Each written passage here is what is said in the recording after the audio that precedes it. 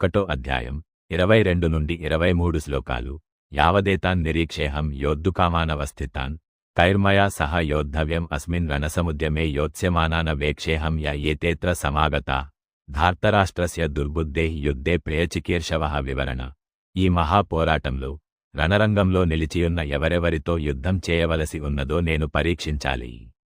దుర్బుద్ధిగల ధృతరాష్ట్రుని పుత్రుణ్ణి సంతోషపెట్టడం కొరకు అతని పక్షాన యుద్ధానికి వచ్చియున్న అందరినీ ఒకసారి నాకు చూడాలనిపిస్తున్నది. ఒకటో అధ్యాయం 24 శ్లోకం.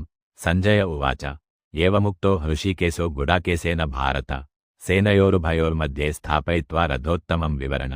సంజయుడు ఇలా అన్నాడు: ఓ ధృతరాష్ట్ర, ఈ విధంగా నిద్రని జయించిన వాడైన అర్జునుడు కోరిన విధంగా శ్రీకృష్ణుడు ఆ వైభవోపేతమైన రథమును రెండు సైన్యముల మధ్యకు నడిపించి నిలిపెను. ఒకటో అధ్యాయం 25 శ్లోకం. భీష్మద్రోణ ప్రముఖతః సర్వేషాం చ మహీక్షితాం ఉవాచ పార్థ పశ్యైతాన్ సమవేతాన్ కురూనితి వివరణ. భీష్ముడు, ద్రోణాచార్యుడు మరియు ఇతర రాజుల సమక్షంలో శ్రీకృష్ణుడు ఇలా అన్నాడు: ఓ పార్థ, ఇక్కడ కూడి ఉన్న కురు వంశస్థులను చూడు. ఒకటో అధ్యాయం 26 శ్లోకం.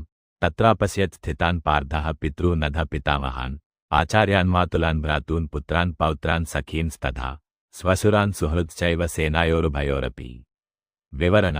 అక్కడ అర్జునుడు రెండు సైన్యములలో కూడా ఉన్న తన తండ్రులను, తాతలను, గురువులను, మేనమామలను, సోదరులను, దాయాదులను, పుత్రులను, మనుమలను, మిత్రులను, మామలను ఇంకా శ్రేయోభిలాసులను చూచెను.